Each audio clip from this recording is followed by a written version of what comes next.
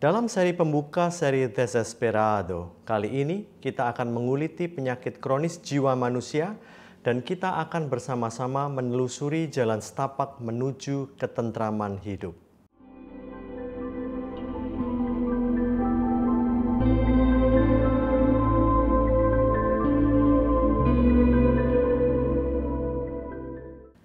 Bapak, Ibu, Saudara semuanya, sebelum kita memulai kebaktian ini, marilah kita berdoa. Bapa di dalam surga yang kami kenal di dalam nama Tuhan Yesus Kristus, kami bersyukur pada hari ini kami bisa mengikuti kebaktian ini.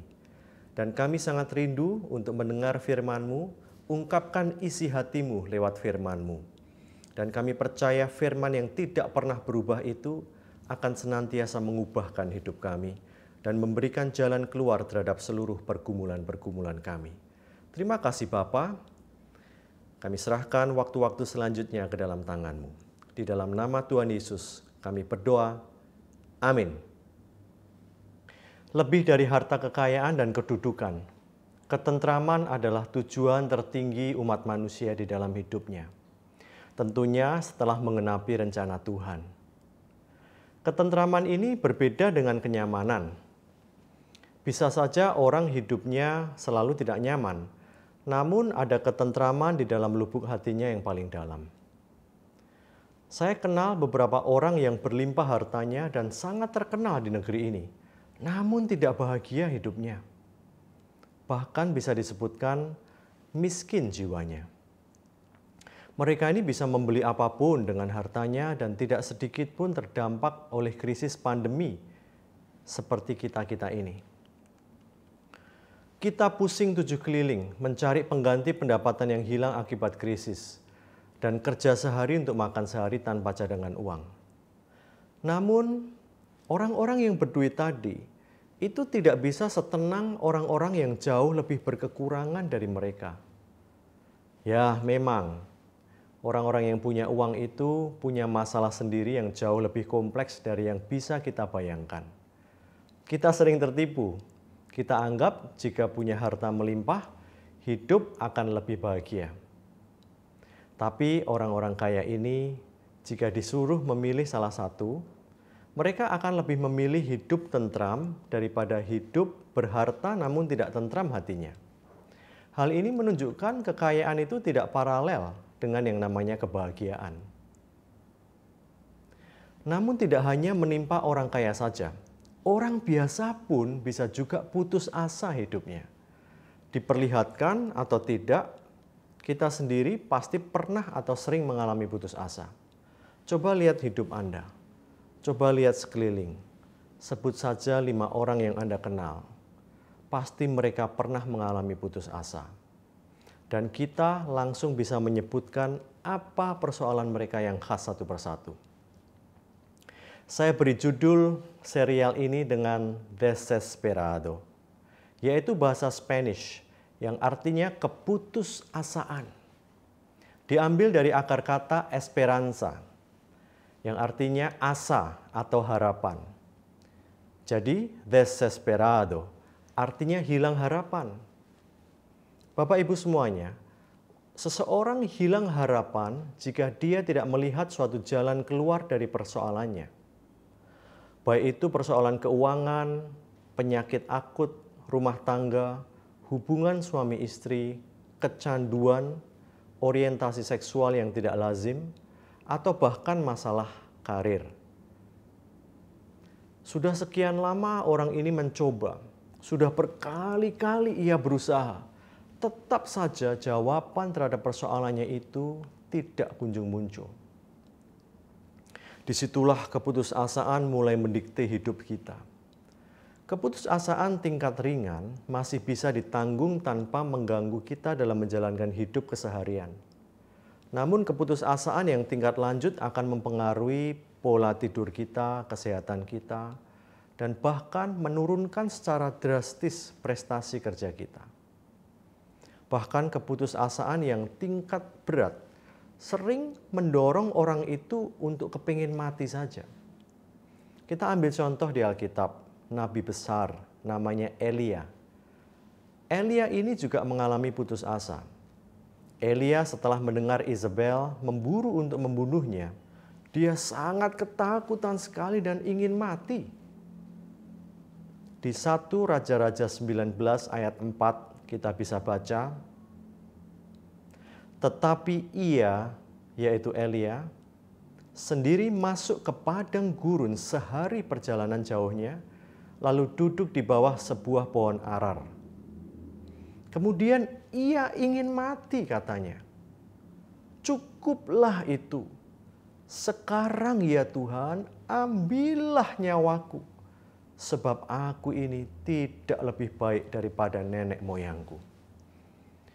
Lihat saudara, orang yang sudah desesperado, fakta real pun dia bisa lupakan.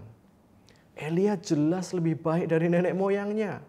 Tidak pernah terjadi sebelumnya seorang nabi menyembelih sekaligus 450 nabi Baal dalam sehari. Kita pun juga bisa kayak Elia loh. Lupa kondisi baik kita, lupa pertolongan Tuhan, lupa fakta-fakta real yang bagus dalam hidup kita. Kalau sudah desesperado. Desesperado ini bisa disembuhkan sebetulnya dengan intervensi Roh Kudus misalnya, atau dengan menerapkan gaya hidup atau lifestyle mengamini janji dan kebaikan Tuhan, serta mempersilahkan Tuhan Yesus diam senantiasa dalam jiwa kita. Tapi di dalam banyak kasus misalnya, perlu juga dilakukan kegiatan-kegiatan praktis untuk mengegulkan tujuan kita, yaitu bebas dari desesperado ini. Misal seseorang harus mulai menyibukkan dirinya dengan kegiatan-kegiatan yang dinikmatinya, untuk mengalihkan perhatian pikirannya kepada hal-hal yang menjatuhkan mental dan harapannya. Saudara, sebanyak apapun firman yang kau renungkan, jika engkau tidak teralih perhatianmu dari persoalanmu, maka desesperado ini akan tetap menguasai hidupmu. Misal, engkau dijahati seseorang sehingga menimbulkan kerugian yang besar dalam hidupmu. Selama engkau tidak mengalihkan perhatianmu dari perbuatan orang itu dan move on, maka sesungguhnya hatimu itu sudah terbelenggu dengan bola besi yang berat selama-lamanya. Sedangkan hidup ini harus terus berlangsung. Anak-anakmu harus terus bertambah dewasa dan membutuhkan kehadiran orang tuanya yang sehat secara jiwani. Bapak, Ibu, Saudara sekalian, manusia memiliki 3 dimensi dalam hidupnya, yaitu roh, jiwa, dan tubuh. Roh manusia yang R-nya kecil ini sebetulnya sudah cukup stabil, karena dia bersifat penurut dan suka bergaul dengan roh Allah yang R-nya besar.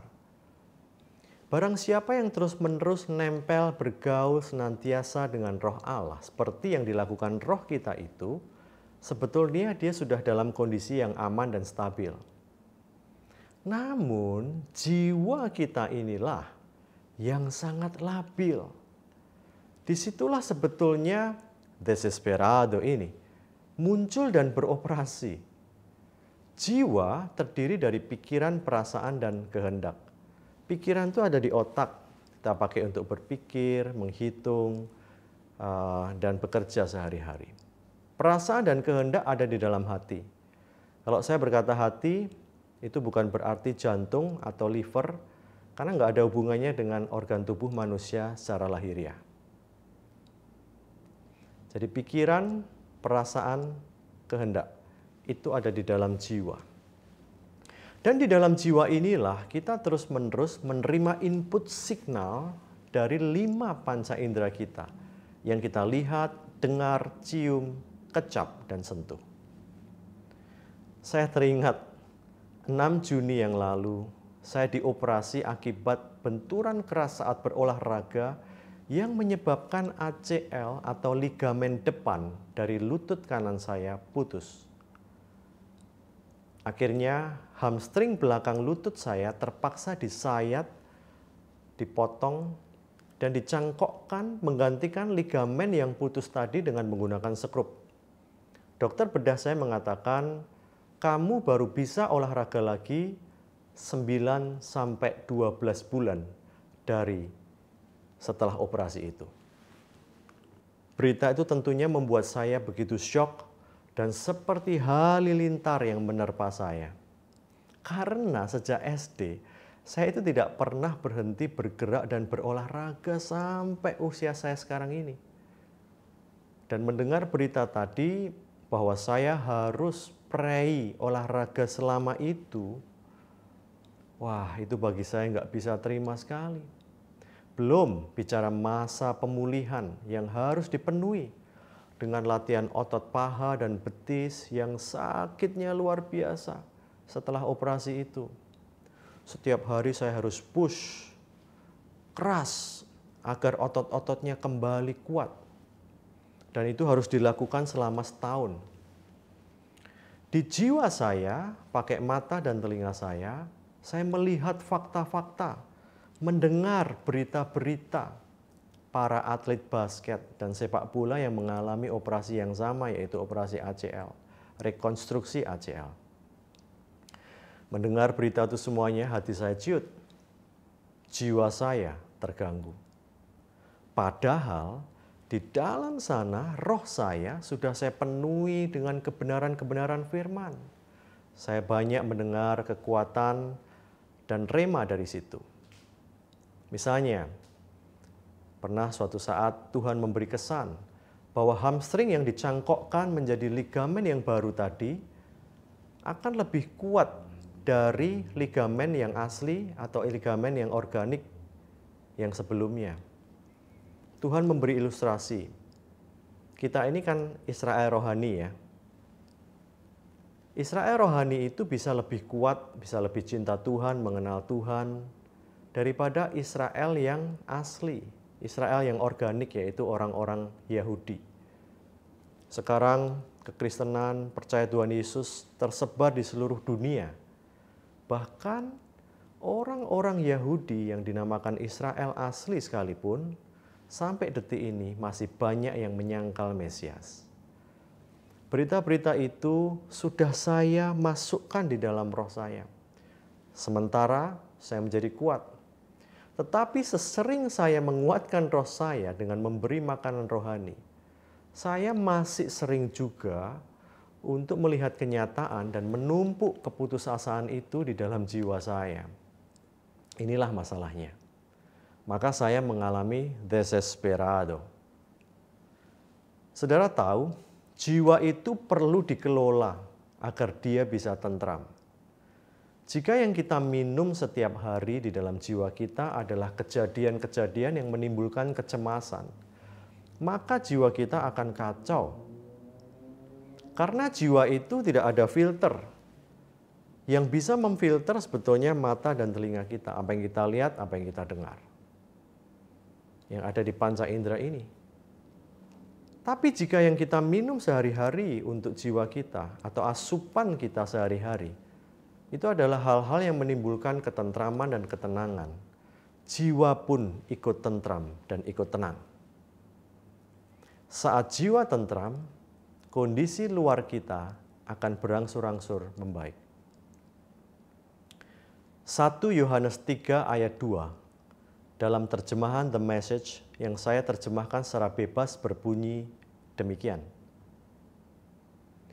Jika jiwamu makmur, maka kesehatan, keuangan, pekerjaan, rumah tangga, dan semua aspek hidupmu makmur pula.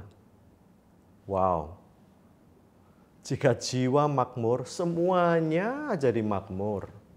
Berarti jiwa itu yang diutamakan untuk dikelola terlebih dahulu. Penting untuk memakmurkan jiwa dulu. Orang banyak salah prioritas. Salah mendahulukan. Dia sering mengutamakan membenahi yang luar dulu, jasmaniahnya dulu.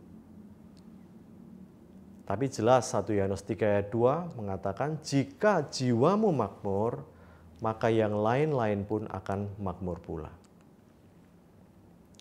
Jadi Bapak Ibu, saudara sekalian, di dalam episode pembuka ini kita menarik kesimpulan.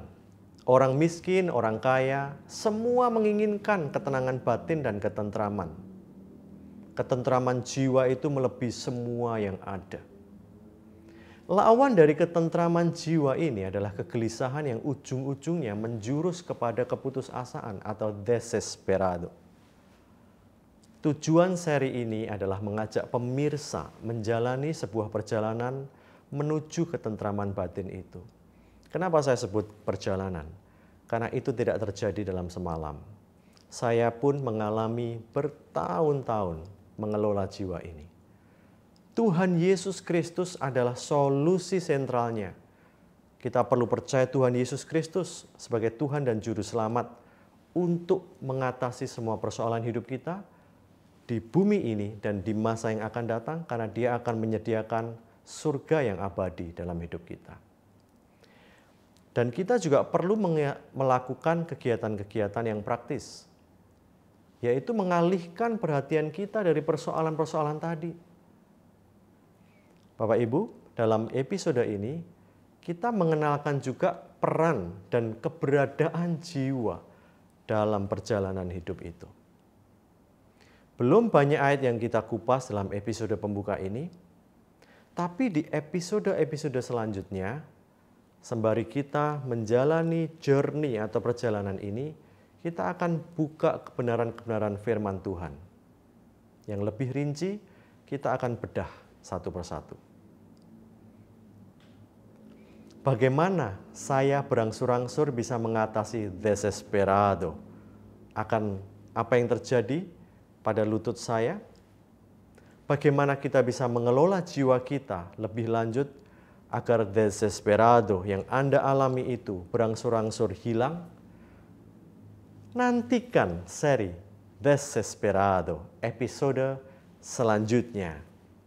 Tuhan Yesus memberkati.